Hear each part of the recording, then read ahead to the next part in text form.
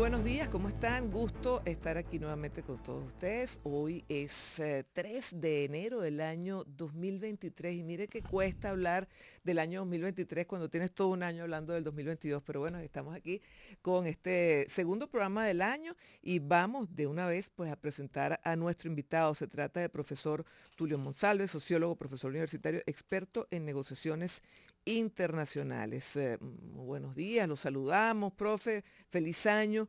Y bueno, terminamos un año en el cual el tema de la mesa de negociación quedó allí en expectativa. Una mesa de negociación que pareciera pues la vía para que se diriman pues los desacuerdos, las desavenencias entre oposición y gobierno y vaya en pro de la gente, que es lo que se quiere, profe. Pero me gustaría primero su análisis de lo que está o de lo que estuvo en la mesa el año pasado y lo que debería incluirse este año. Bienvenido. Sí, muchas gracias por tu invitación y feliz año en todo caso. Feliz año. Okay. Mira, es lo siguiente, me han hecho varias veces esa pregunta, ¿no? Ujú, En el sentido de determinar qué fue lo que aprendimos, porque ujú, lógicamente después de 8 años continuados de negociaciones y mesas de negociaciones y diversas denominaciones, algo hemos aprendido. ujú, Entonces, obviamente que hemos aprendido, primero, que la negociación es un proceso, no es un evento de un día, sino que es un proceso muy, muy de largo plazo. ujú, O sea, una negociación nunca termina.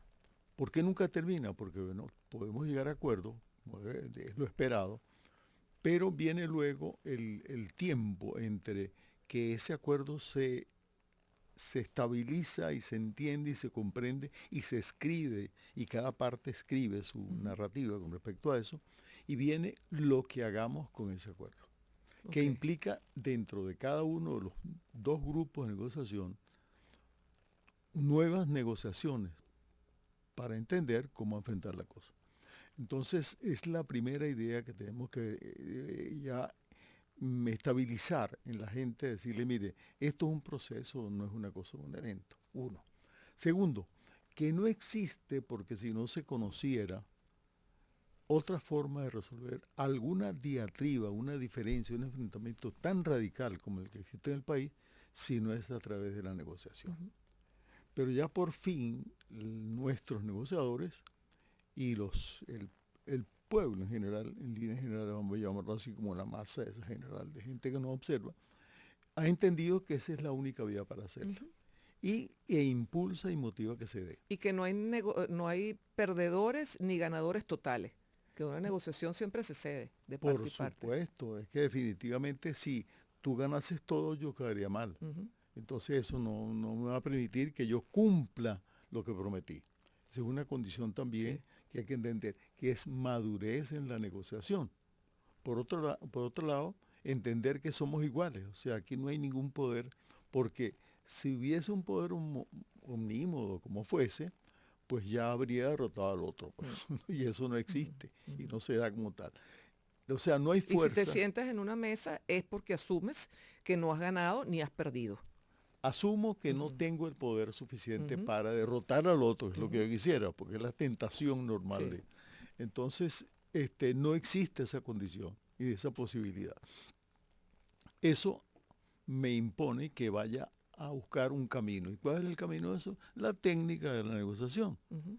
que tenía 500 años de escuela. O Hay una sea, técnica de la negociación, o hay varias. no, hay una tecnología Ajá. ya hay una disciplina bien montada. Ujú, Uno estudia un grupo con el cual trabajé yo en Harvard, son 6 meses intensivos, de pronto hay semanas donde es solamente mirar la gente, aprender a leer parte del lenguaje. Es muy importante ese tipo de cosas. Esas son tecnologías que se van ujú, aprendiendo y uno las practica. Y es como lo siguiente, que se plantea allí que existen como dos formas de enfrentar una negociación, que es justamente la forma dura o ujú, la forma suave. ujú. La forma dura, por cuanto uno inclusive te dicen, señala con la mano derecha, porque con la mano derecha uno estaba siempre en una actitud casi Sí, agresiva o agresiva. sí. Y con la izquierda es lo contrario. es como más flexible, como acomodo. Y se debe aprender a acompañar los gestos con ese proceso de transmisión. Eso es tecnología, Mm. eso ha sido probado, así como otro aspecto O sea que los tecnológico. negociadores deberían ser formados también en negociación. Negocio, eso tiene que ser, Ujú, imagina, yo tengo 35 años que hice el primer curso de negociación ujú. y no he hecho sino aprender y entender que hay mucho que leer todavía sobre eso. Ahora, dentro de una negociación, ¿cuál es el papel de los mediadores? El papel hay dos formas de ver el asunto. Ujú, El papel del mediador es justamente hacer lo que los dos no logran. ¿Y qué es lo que los dos no logran? Negociación, el principio es que tú vas no a imponer, sino a crear una respuesta, ujú. a crear una solución. ¿Con qué? Con términos e ideas y conceptos tuyos, más los que yo aporto, y entre eso construimos una nueva solución. De allí que hay una especie de aforismo en negociación, que lo peor que puede hacer un negociador es decir no. Ujú, Un negociador nunca debe decir no. ujú. Debe ver cómo construye una respuesta sobre lo que tú has dicho, pero no decir no, porque no es ya paralizar la conversación. Acotando la negociación en nuestra negociación, cuando digo nuestra, es Claro, es nuestra. de los negociadores venezolanos, de gobierno y de oposición, acotándolo esto a lo que está sucediendo, lo que vino sucediendo en México, ¿hay algún hecho significativo que sea bajo el auspicio del Reino de Noruega? O sea, ¿Noruega tiene experiencia en ese sentido? Noruega es uno de los países, porque inclusive la existencia de Noruega es producto de una negociación. Fíjese. Entonces ellos por tradición diplomática tienen una gran experiencia en eso y lo han tomado muy en serio. Ujú. Y se han mantenido inclusive dentro de los diversos temas y circunstancias y enfrentamientos europeos a una posición muy seria. Entonces el mediador lo que hace es construir con lo que ambos tienen y ese es el papel de ellos. Pero hay también algunas tecnologías que se utilizan. ¿Cuál es esa? Bueno, antes de que vayamos a negociar tú y yo, vamos a convenir en qué tipos de asuntos estamos en mínimo acuerdo. Ujú. Justamente Noruega logra en esta última negociación algo que antes había intentado, pero no pudo concretarlo, que fue un acuerdo previo. Sí. Aquí partimos en la negociación de México el 25 de noviembre de un acuerdo previo que se llamaba de manera bien sensata construcción social, Ujú. porque justamente en la negociación a lo que va no es al hecho inmediato, sino es a qué vamos a construir a futuro. Y cuando los negociadores no logran eso, que es otra técnica, hacer que el otro visione sobre algo que tú propones, Ujú. pero visionar no es imponer. Ok. Visionar es que tú y yo construyamos lo que queremos hacer con el programa, algo por el estilo, pero no imponer una de las dos cosas. Y esos son elementos técnicos también que en la negociación tienen sentido y funcionan. En nuestro caso, el hecho de Noruega, como mediador, haber construido y acordado y convenido en ese papel inicial, da ya una mínima certitud de cuál es el espacio entre los. Sí, tenemos que ir a la pausa, profesor. Estamos conversando con Tulio Monsalve, sociólogo, profesor universitario, experto en negociaciones internacionales, hablando de ese acuerdo mínimo que es este tema de lo social. Uno parte entonces del principio que lo que nos acerca como venezolanos o lo que acerca como venezolanos a la oposición y al gobierno es precisamente que la gente viva mejor. Y eso no es decir poco, que haya acuerdo en ese sentido, ¿no? Me gustaría que regresáramos con eso. ¿Qué significa dentro de todo el contexto de conflicto que se haya llegado a un acuerdo social? Ya venimos con más. Okay. Continuamos conversando con Tulio Monsalve, sociólogo, profesor universitario, experto en negociaciones internacionales. Habíamos dado pendiente, profesor, el tema del acuerdo social y decíamos que, bueno, que se haya llegado a un acuerdo oficialismo y oposición en este ámbito que es directamente lo que atañe a la gente, lo que la gente está demandando, me gustaría que lo evaluáramos como, bueno, primero como metodología y después como una base inicial para futuros acuerdos. Sí, está el hecho primero que el negociador debe tener, primero, crear confianza con la otra parte, confiar en la otra parte. Pero en este caso hay un actor que está al margen de los dos y que está mirándolo, que es la tercera parte, como se le llama en negociación, que es, vamos a llamarlo así, la masa, la gente, el pueblo. Y nosotros mismos, por X defectos, construimos en ese esquema mental social dos posiciones. Una, el gobierno quiere negociar para ganar tiempo y buscar cómo se le reconoce. Y la oposición está trabajando directamente para ver cómo tumba el gobierno. Entonces, eso siguió formando parte de una especie de herencia que dejamos, o quienes dejaron los que condeudaron. Y eso ha creado un enfrentamiento bien radical. Y la gente no confía en ninguno de los dos. Y ha creado un problema bien grave a futuro político del país, y es el hecho de que la gente no cree ni en lo que dice el gobierno, ni en lo que dice la oposición.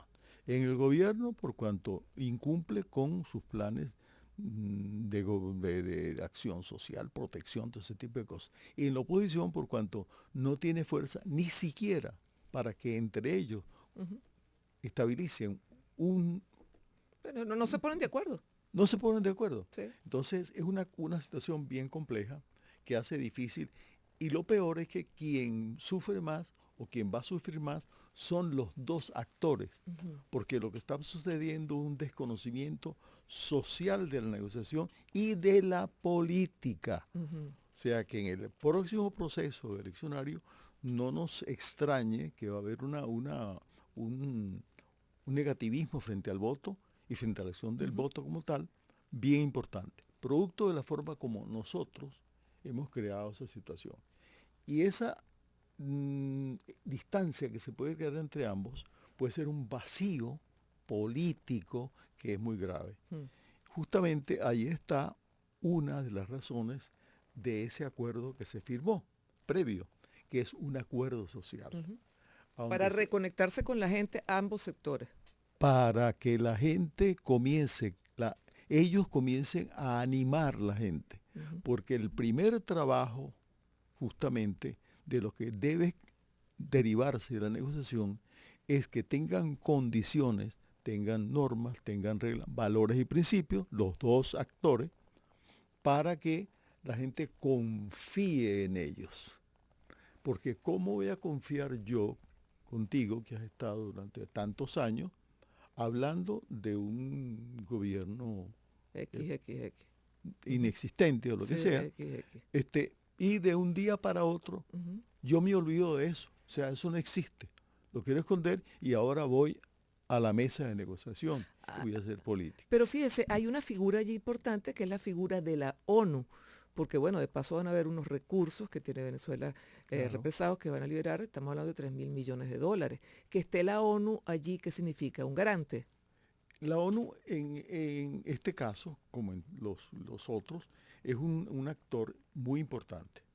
Es actor, aunque no exista su presencia física, por así decirlo, existe un baluarte moral y ético que la gente todavía reconoce a nivel mundial. Vamos a estar hasta allí porque también la ONU ha perdido mucho prestigio por una cantidad de eventos en los que ha participado que no ha sido llamada, sino lo ha hecho de motus propio. Entonces, pero la ONU de todas maneras sigue siendo hasta ahora un garante mínimo de algunas condiciones de lo que en la mesa se diga. O sea, la gente no tiene caramba, para terminar una negociación habiendo dicho algo y luego no cumplirlo. Bueno, acuerdo social que estamos a la espera de su cumplimiento. ¿Después qué vendría, profesor, ante esta primera parte? Primera parte. De ahí lo que viene es que los dos actores comiencen el gobierno a reorganizar su discurso político y su retoma de conexión con las bases que también ha sufrido.